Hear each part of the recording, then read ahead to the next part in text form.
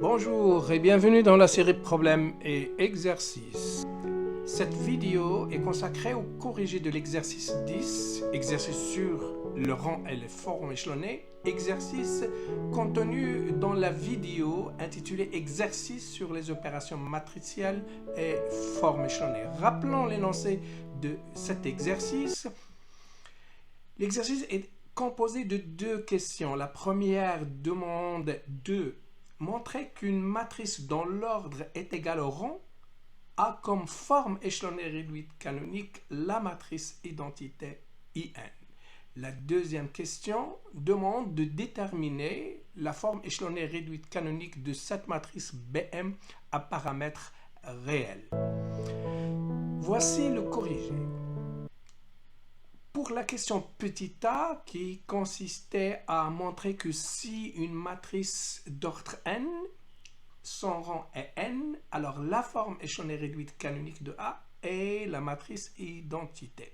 Rappelons qu'on appelle la forme échelonnée réduite canonique d'une matrice grand A, c'est une matrice équivalente à grand A, c'est-à-dire obtenue à partir de A en appliquant à A un certain nombre d'opérations élémentaires lignes jusqu'à tomber sur une matrice qui est échelonnée, c'est-à-dire ces lignes l'unes sont en dernière position et les premières lignes vérifient la propriété qui dit que le nombre de zéros consécutifs commençant une ligne augmente strictement en passant d'une ligne à la suivante.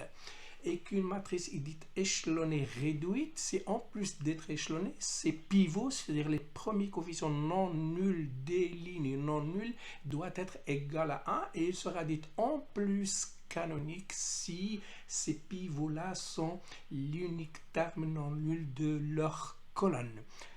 Alors, pour obtenir une forme échelonnée ou bien une forme échelonnée réduite ou une forme échelonnée réduite canonique, on utilise les opérations élémentaires lignes et on rappelle aussi, on appelle opérations élémentaires lignes d'une matrice. Ce sont les opérations qu'on effectue sur les lignes de la matrice qui consistent soit à permuter deux lignes, soit à multiplier une ligne par un scalaire non nul, soit à ajouter une ligne à un multiple d'une autre ligne. Alors, voici la réponse. A étant une matrice carrée d'ordre n à coefficient dans un corps K, et AC étant sa forme échelonnée réduite canonique, et si le rang de grand A est égal à petit n, alors que A est de rang n, AC est aussi de rang n, et vu qu'elle est réduite, donc les pivots sont tous égaux à 1 et il y a n pivots, et vu qu'il y a n lignes, donc ces pivots-là sont les termes diagonaux. En plus, on sait que AC est canonique, c'est-à-dire que l'unique terme non nul de la colonne de chaque pivot est ce pivot-là. Donc, les termes diagonaux de cette matrice AC qui sont égaux à 1 sont les seuls termes non nuls de leur colonne, ce qui veut dire exactement que AC est égal à la matrice identité. Maintenant, quant à la question petit b qui demande de calculer la forme échelonnée réduite canonique de cette matrice BMM étant un paramètre réel, eh bien, regardons quelles sont les opérations élémentaires lignes à appliquer à cette matrice BM pour trouver une matrice échelonnée ligne réduite canonique. Ainsi, la réponse, ou bien une réponse à cette question-là, voilà BM.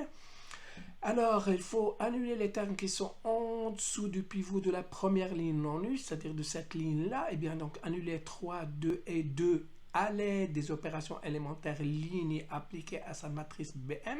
Alors, on remarque que pour annuler ce coefficient, il suffit d'ajouter à cette ligne moins 3 fois la première. Pour annuler ce coefficient, il suffit d'ajouter à cette ligne moins 2 fois la première, et de même que pour annuler ce coefficient-là, il suffit d'ajouter à cette ligne moins 2 fois cette ligne-là, ce qui veut dire on applique à cette matrice BM L2, 1, moins 3, c'est-à-dire moins 3 fois la première qu'on ajoute à la deuxième, ici moins 2 fois la première ligne qu'on ajoute à la troisième, et ici moins 2 fois la première qu'on ajoute à la quatrième pour obtenir cette matrice-là.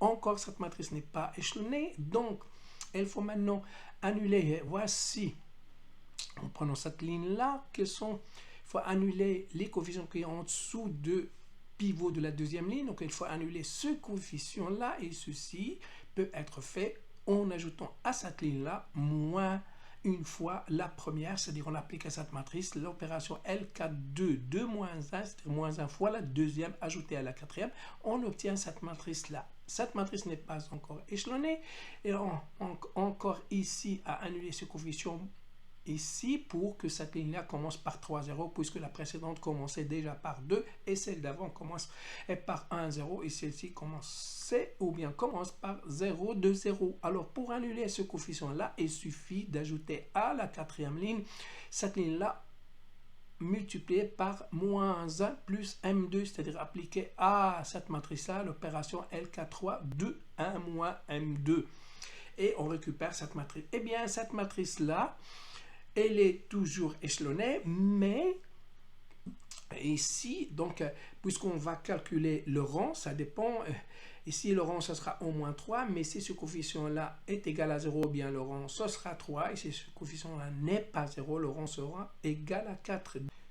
Et de plus, pour chercher maintenant la forme échelonnée réduite canonique, puisque la question c'était pas de chercher le rang, mais on passe à travers la question petit a qui nous disait que si le rang est égal à 4, eh bien on a directement la forme échelonnée réduite canonique. Eh bien ici, oui, bien si ce coefficient n'est pas nul, cette matrice, son rang est égal à son ordre, et en appliquant la question petit a, on va déduire que la forme échelonnée réduite canonique de BM, c'est I4, c'est la densité de ordre 4.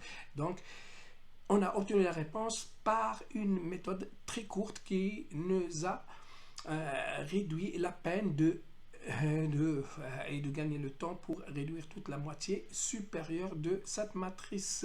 Maintenant, si ce coefficient-là est égal à 0, regardons ce qui se passe.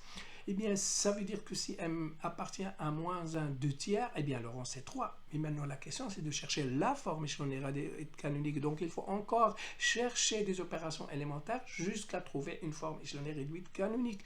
Eh bien, là, l'algorithme nous dit qu'on commence par la ligne du pivot le plus bas et puis chaque pivot, on annule les coefficients qui sont en dessous. Donc ici, on commence à partir de cette ligne-là, annuler les coefficients qui sont en dessous de ce pivot-là, c'est-à-dire annuler ce coefficient et ce coefficient. Ceci est possible en ajoutant à cette ligne une fois celle-ci. Et pour annuler ce coefficient, il faut ajouter à la première ligne moins une fois la troisième. Eh bien, là, et alors pour réduire cette matrice qui n'est pas encore réduite puisque ce pivot est égal à 4, donc on applique à cette ligne-là, on la multiplie, ou bien on la multiplie par un quart, d'où les 3 opérations élémentaires à appliquer à cette matrice-là pour retrouver celle-ci. Celle-ci, c'est une matrice réduite, mais elle n'est pas encore canonique parce que encore ce terme-là n'est pas l'unique terme non nul de sa colonne. Donc il faut annuler les coefficients qui sont en dessous, et ceci peut être atteint en ajoutant à la première ligne moins 2 fois la deuxième, c'est-à-dire appliquer à cette matrice l'opération L1, 2 moins 2, et on récupère une matrice. Cette matrice-là, elle est bien échelonnée, elle est bien réduite, et elle est bien canonique. Donc ceci, c'est la forme échelonnée réduite canonique de BM. Donc en résumé, il y a deux cas. Si M appartient à moins 1 2 tiers, eh bien, dans ce cas-là, la forme échelonnée réduite canonique de BM, c'est celle-ci. Et maintenant, si M est différent de ces deux valeurs, eh bien, la forme échelonnée réduite de BM est la matrice identité d'ordre 4. N'oubliez pas de vous abonner à la chaîne pour que vous soyez les premiers servis. Les commentaires et vos likes nous sont très, très utiles. Merci de votre attention et à très, très bientôt.